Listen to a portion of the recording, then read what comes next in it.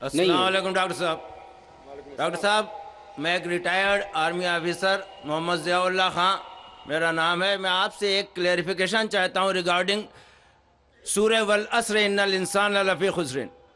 یہ عالم انسانیت کے لیے ایک بہت تشویشناک سورہ ہے اور کنڈیشنل سورہ ہے۔ اس میں ہر انسان کو بہت زیادہ تشویش ہونا چاہیے whether he is fulfilling all the 4 conditions in this surah or not۔ اس میں اس کی تفسیر میں ابھی آپ نے فرمایا وَتَوَاصَوْا بِالْحَقِّ کے لیے آپ نے فرمایا کہ غیر ایمان والوں میں ایمان کی دعوت۔ بے شک یہ سچ ہے کہ لا الہ الا اللہ سب سے بڑا حق ہے، لیکن میں یہاں آپ سے یہ کلیئرفائی کرنا چاہتا ہوں کہ among all the Muslims اتنی زیادہ تعداد الحمدللہ مسلمانوں کی ہے، لیکن وہ عامل الصالحات سے دور ہیں، اللہ کے احکامات سے دور ہیں۔ اگر ان کو اللہ کے ان احکامات پہ عامل الصالحات کی دعوت دی جائے تو whether this fulfill the condition of وَتَوَاصَوْا بِالْحَقِّ or not۔ بھائی کا سوال ہے کہ جو سورہ العصر میں جو تیسری کنڈیشن ہے وَتَوَاصَوْا بِالْحَقِّ، اگر ہم مسلمانوں کے درمیان ان کو حق کی طرف بلاتے، ان کا مطلب ہے اصلاح۔ دعویٰ کے معنی ہے غیر مسلمانوں کو اسلام کی طرف دعوت دینا۔ دعوت کی معنی دونوں طریقے سے لیا جاتا ہے، غیر مسلم میں بھی بات کرنا، مسلم میں بھی بات کرنا، لیکن اگر ہم ایک اسپیسیفک خصوصاً لفظ استعمال کرنا چاہتے ہیں تو جب ہم غیر مسلمانوں سے بات کرتے اسے کہتے ہیں عربی میں دعوت، اور جب مسلمانوں سے اسلام کی بات کرتے ہیں اسے کہتے ہیں اصلاح۔ اصلاح معنی مرمت کرنا، اس کو سدھارنا۔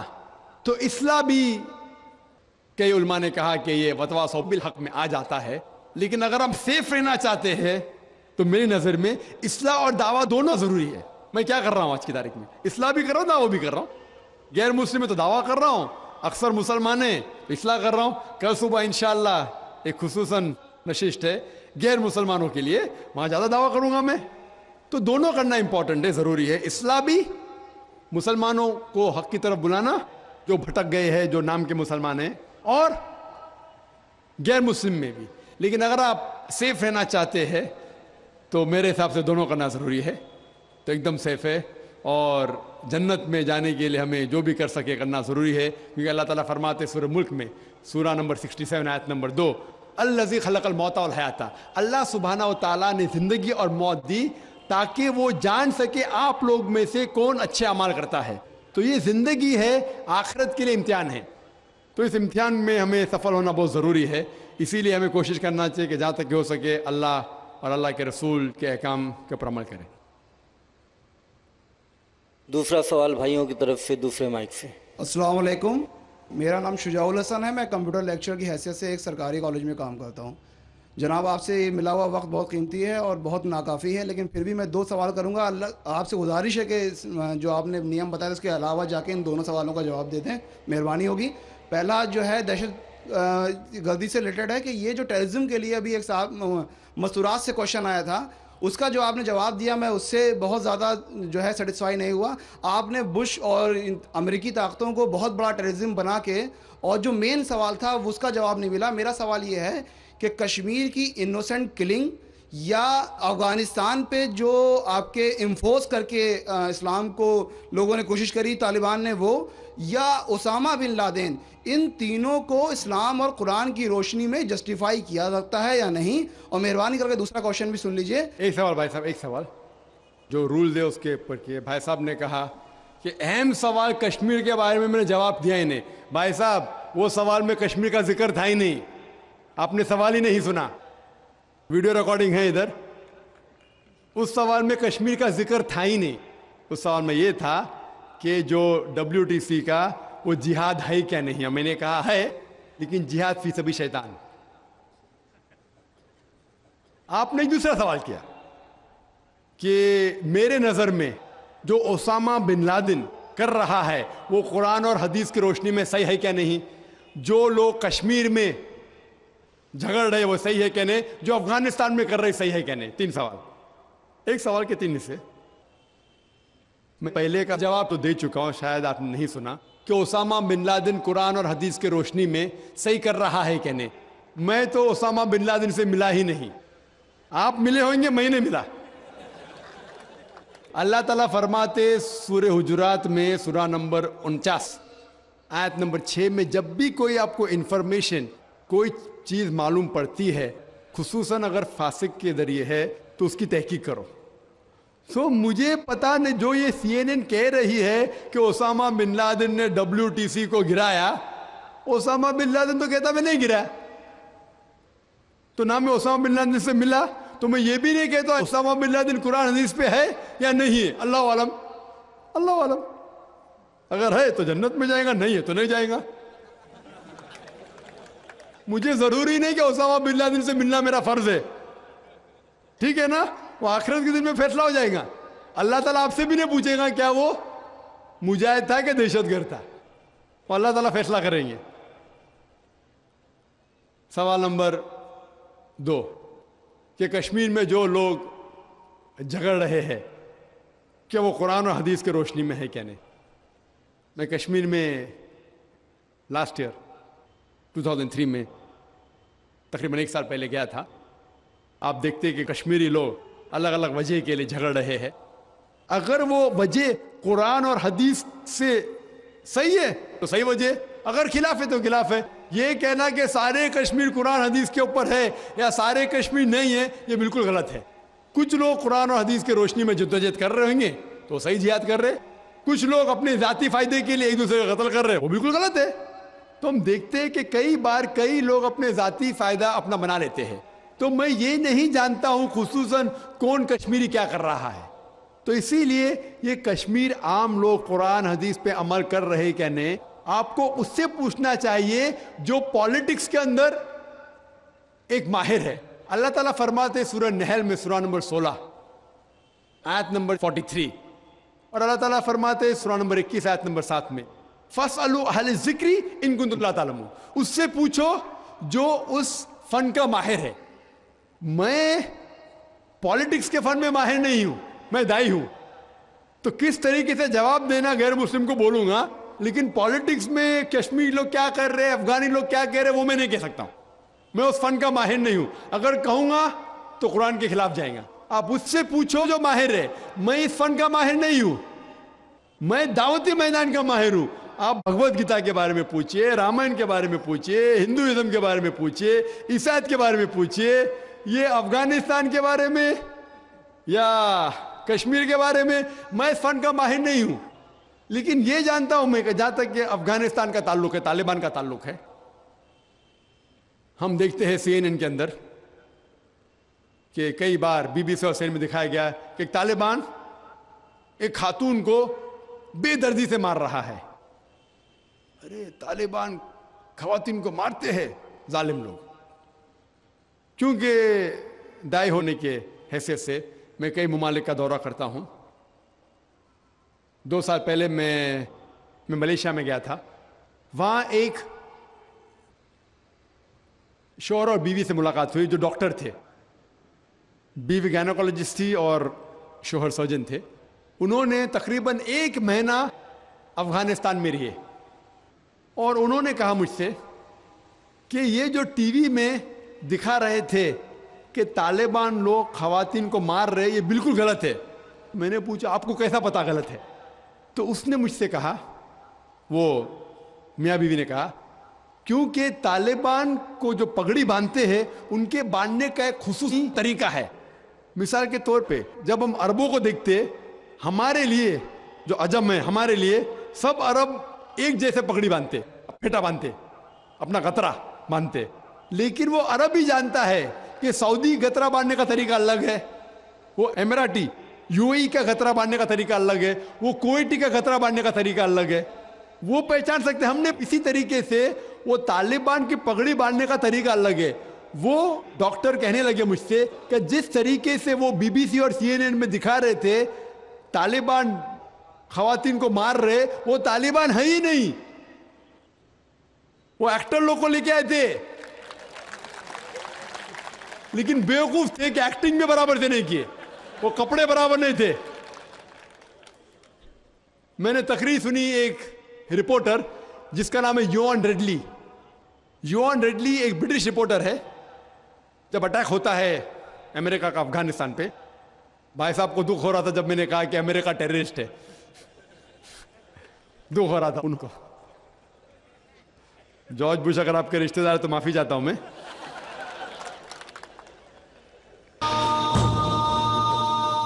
تو یوان ریڈلی جو تھی, یوان ریڈلی ایک رپورٹر ہے, برٹش رپورٹر, سفید ہے, وائٹ یورپین. اس کو بھیجتے ہیں افغانستان میں تحقیق کرنے کے لیے طالبان کے بارے میں. وہ سارے تحقیق کرتے ہیں اور پورے ٹائم وہ نقاب میں رہتی ہے, حجاب میں رہتی ہے.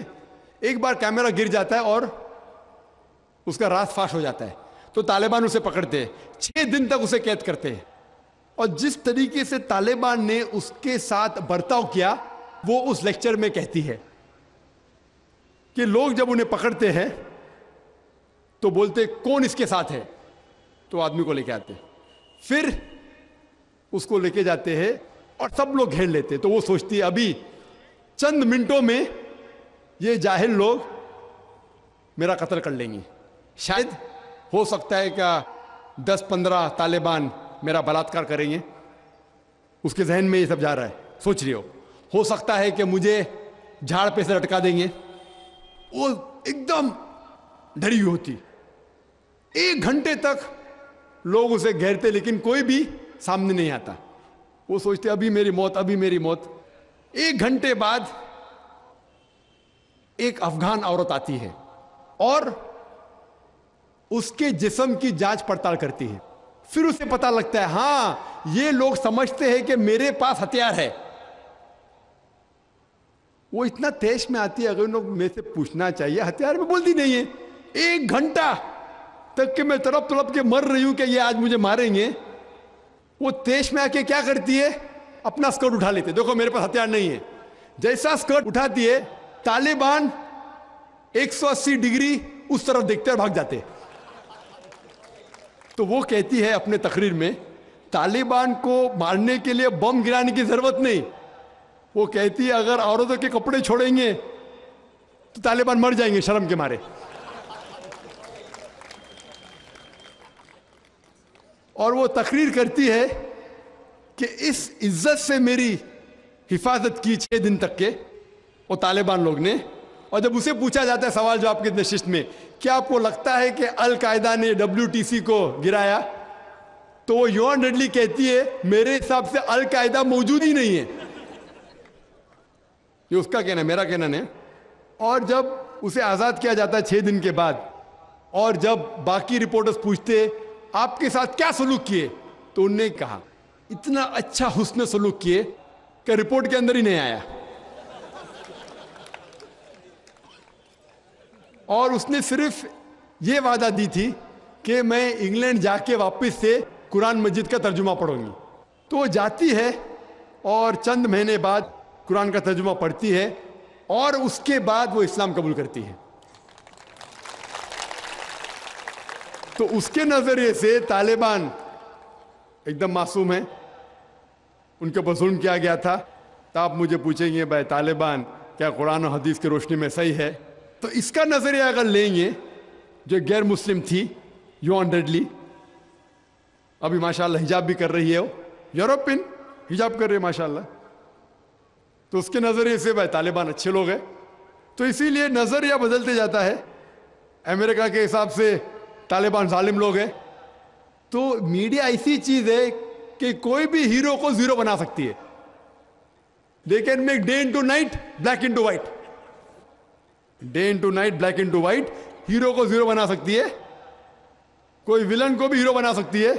تو اسی لیے قرآن مجید میں اللہ تعالیٰ فرماتے کوئی بھی چیز آپ کے پاس آتی ہے اس کی تحقیق کرو تیسرے کو پہنچانے کے پہلے. تو اسی بنیاد پہ میں نے کہا تھا کیا نام ہے, اسامہ بن لادن کو جانتا ہوں نہ, یہاں کیا ہو رہا ہے پتہ نہیں مجھے, افغانستان بھی میں نہیں گیا ہوں, لیکن یہ رپورٹ کے ذریعے یہ پتہ لگتا ہے کہ یہ جو امریکہ کر رہی ہے اپنے میڈیا کے ذریعے یہ شیطانی حرکت جو غلط فہمی پھیلا رہی ہے, اس کی سزا تو انشاءاللہ انہیں ملیں گی. اسی لیے میرے نظریے سے جارج بش نمبر 1 ٹیررسٹ ہے. آپ کو دکھ ہوائے گا. جب میں لندن میں گیا تھا, وہاں ایک تقریر کی اور میں جواب دیا, تو ایک نوجوان اٹھ کے کہتا ہے کہ جارج بش کو ہم دعا کرتے کہ اللہ تعالیٰ اس کا قتل کرے. تو میں نے کہا میں تو یہ دعا نہیں کروں گا، میں تو یہ دعا نہیں کروں گا، کیونکہ اللہ کے رسول نے جو دعا کی، جو سب سے زیادہ دشمن اسلام کے خلاف جو تھے محمد صلی اللہ علیہ وسلم کے دور میں، دونوں کا نام تھا عمر، تو اللہ کے رسول نے یہ دعا کی کہ کم از کم ایک عمر کو ہدایت دے، تو میں یہ دعا کرتا ہوں کہ کم از کم اللہ تعالیٰ جارج بش کو ہدایت دے۔ بہنوں کی طرف سے کوئی سوال؟ السلام علیکم، میرا نام یسرا ہے اور میں ایک اسٹوڈنٹ ہوں۔ میرا یہ سوال ہے کہ کیا ٹیررزم اور ایکسٹریمزم کا ایک ہی معنی ہے؟ بہن نے سوال کیا ہے کیا ٹیررزم اور ایکسٹریمزم کا ایک ہی معنی نہیں، دونوں الگ معنی ہیں۔ ٹیررزم مطلب جو دہشت گرد ہے، جو انسان کے دل میں دہشت پیدا کرتا ہے۔ ایکسٹریمسٹ مینس شدت پسند۔ ٹیررسٹ میں ٹیررزم کرتا ہے، جیسا میں نے تقریر میں کہا کہ غلط لوگوں کے دل میں دہشت پیدا کرنا اچھی بات ہے، اچھے انسان معصوم کے دل میں دہشت پیدا کرنا غلط ہے۔ ایکسٹریمزم مطلب شدت پسند۔ تو لوگ کہتے ہیں مسلمان شدت پسند ہے، اور بہت سے مسلمان اپنے بچاؤ کے لیے نہیں میں شدت پسند نہیں ہوں، میں کہتا ہوں میں شدت پسند ہوں، لیکن شدت پسند صحیح چیزوں میں۔ مثال کے طور پر ایمانداری کے میدان میں میں شدت پسند ہوں، حق کے میدان میں شدت پسند ہوں، جہاں تک کہ انسانیت سے اچھا برتاؤ کرنا چاہیے اس میں شدت پسند ہوں۔ تو شدت پسند صحیح چیزوں میں اچھی بات ہے۔ کوئی بھی انسان یہ نہیں کہہ سکے گا کہ آپ بہت شدت سے ایماندار ہے اس لیے آپ غلط انسان ہے، کوئی بول ہی نہیں سکتا۔ ہاں غلط چیزوں میں شدت پسند نہیں ہونا چاہیے۔ اللہ تعالیٰ فرماتے ہیں سورہ نساء میں سورہ نمبر 4 آیت نمبر 171 میں لا تغلوا فی دینکم، do not commit excess in your religion, آپ دائرے کے باہر مت کام کرو۔ ایکسیسز لا تغلوا فی دینکم، دین کے دائرے کے باہر مت جاؤ، لیکن دائرے میں ہو کے ایک طرفہ شدت جو حق کی بات ہے وہ تو اچھی بات ہے۔ تو شدت پسند ہونا ایک الگ بات ہے، ٹیررزم الگ بات ہے۔ ہو سکتا ہے کہ ایک انسان دونوں ہے یا صرف ایک ہی ہے یا دونوں نہیں ہے۔ یہاں بھائیوں کی طرف سے۔ ڈاکٹر صاحب میرا نام عبد النصیر ناصر ہے، میں ڈاکٹر امبیڈکر مہاسبھا کا سیکریٹری ہوں۔ امبیڈکر مہاسبھا میں 67 IAS ادھیکاری ہیں دلت۔ بہت سے لوگوں سے میں بات کرتا ہوں اسلام کے بارے میں تو کہتے ہیں بابا صاحب امبیڈکر نے کہا تھا میں ہندو دھرم میں پیدا ہو گیا ہوں لیکن ہندو ہو کے مروں گا نہیں۔ ہم لوگ بھی چاہتے ہیں عام اسلام میں، لیکن جو ہمیں فیسلٹی مل رہی ہے وہ ہم کو دلت کی حیثیت سے مل رہی ہے۔ کیا دلت جو ہے اسلام قبول کر لے اور نام اپنا نہ تبدیل کرے اور ختنہ نہ کرائے، کیا ممکن ہے یہ؟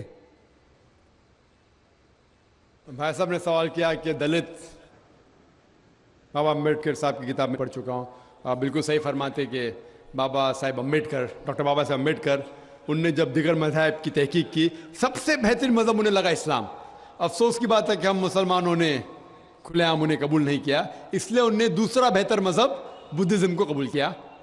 آپ کا سوال ہے کہ دلت اگر کہتے ہیں کہ ہم اسلام قبول کریں اور نام نہیں بدلے تو کیا یہ جائز ہے، اور ختنہ نہ کرے جائز ہے؟ نام بدلنا اسلام میں فرض نہیں ہے، نام بدلنا اسلام میں فرض نہیں ہے۔ اگر آپ کا نام شرکانہ نام ہے تو بدلنا فرض ہے، ورنہ نام بدلنا فرض نہیں ہے۔ آپ کا پرانا نام پرکاش ہو یا جان ہو، نام بدلنا فرض نہیں ہے۔ کئی آپ دیکھیں گے صحابہ نے نام نہیں بدلے، تو نام بدلنا فرض نہیں ہے۔ اگر کوئی شخص کہتا ہے کہ میں اسلام قبول کرتا ہوں، نام نہیں بدلنا چاہتا ہوں، بالکل جائز ہے۔ آپ کا دوسرا سوال، کیا ختنہ کرنا فرض ہے؟ ختنہ کرنا فرض نہیں، سنت موقدہ ہے، مستحب ہے، اچھی بات ہے، لیکن فرض نہیں۔ وہ ہمارے ہندوستان میں سرٹیفکیٹ دینے کے لیے ختنہ کرنا فرض ہے ہندوستان میں۔ ہاں باہر جائیں گے تو ختنہ کرنا فرض نہیں، لیکن ختنہ کرنا اچھی بات ہے، بہترین ہے الحمدللہ، لیکن فرض نہیں ہے۔ یہ سنت ہے، کرنا اچھی بات ہے۔ تو اگر کوئی شخص کہتا ہے کہ میں اسلام قبول کروں گا، نام نہیں بدلوں گا اور ختنہ نہیں کہوں گا، تو میں کہوں گا اہلاً و سہلاً، کم از کم شرک سے تو بچے گا، کم از کم دوزخ سے تو بچے گا، جنت میں جائے گا انشاءاللہ۔ دلت مذہب کی فیسلٹی لے سکتا ہے وہ؟ بھائی صاحب کا تیسرا سوال، دلت مذہب کی فیسلٹی، یہ دلت مذہب کی فیسلٹی گورنمنٹ دیتی ہے۔ یہ گورنمنٹ کا رول ہے، جو بیکورڈ کلاس ہے اس کو فیسلٹی ملتی ہے۔ کئی مسلمان جو اپنے آپ کو بیکورڈ کلاس کہتے ہیں ان کو بھی فیسلٹی ملتی ہے نا۔ کئی مسلمان نہیں جانتا انصاری ہے کچھ چند، سب نے چند، تو یہ فیسلٹی ملتی ان کو. تو آج کے مسلمان جو اپنے آپ کو بیکورڈ کہتے ہیں ان کو فیسلٹی ملتی, تو کوئی دلت اگر اسلام قبول کر سکے گا تو گورنمنٹ کی فیسلٹی بھی ملیں گی, انشاءاللہ اللہ کی فیسلٹی بھی ملیں گی. پہلے مائی کی طرف سے اگر کوئی غیر مسلم بھائی ہے تو وہ سوال پوچھیں. ڈاکٹر نائر صاحب السلام علیکم ورحمۃ اللہ وبرکاتہ. جہاد و دہشت گردی کے بارے میں اسی عنوان سے میرا ایک سوال چھوٹا سا یہ ہے کہ کیا دہشت گردی کا ذکر قرآن حکیم میں کہیں بھی آیا ہے, کسی سورہ, کسی آیت نمبر میں؟ بھائی صاحب کا سوال ہے کہ دہشت گردی کا ذکر کہیں قرآن مجید میں آیا ہے, اور میں تقریر میں بھی حوالہ دیا اس آیت کا کہ جو لفظ انگلش میں کہتے ہیں ٹیررسٹ, اردو میں کہتے ہیں دہشت گرد, اور یہ لفظ جو ہے یہ قرآن مجید میں ہے سورہ انفال میں, سورہ نمبر 8 آیت نمبر 60 میں, کہ اللہ تعالیٰ فرماتے ہیں کہ وہ لوگ جو حق کے خلاف ہے ان کے دل میں دہشت پیدا کرو. تو اسی لیے میں نے کہا کہ ہر مسلمان کا فرض